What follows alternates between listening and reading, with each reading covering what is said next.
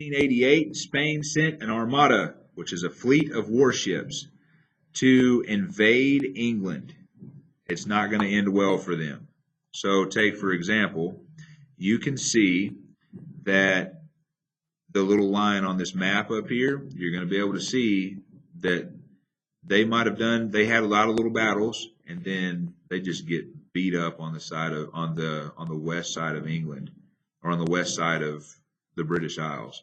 Um, the fleet not didn't have the manpower nor the ships to be victorious.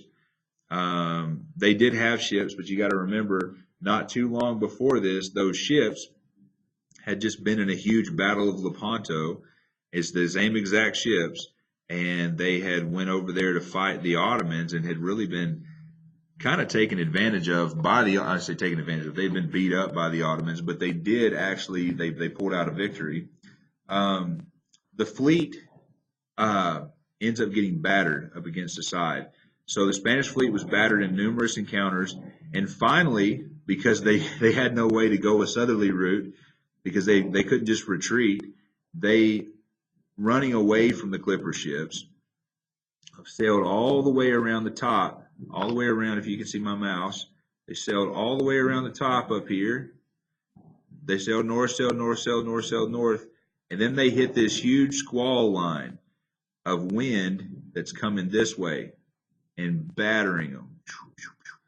Pushes them up against the coast of Scotland, pushing them up against the coast of Ireland, and it just tears them up. They didn't have very many ships that made it back to Spain. And at that point, in all seriousness, Spain was pretty done for. Now, it's going to take a few hundred years for them to be completely done for, because they had that huge influx of gold and huge influx of all that stuff from the New World. But they're going to be, this is kind of like the last little straw. This is the end of it. So the storm sank a lot of ships. The ships,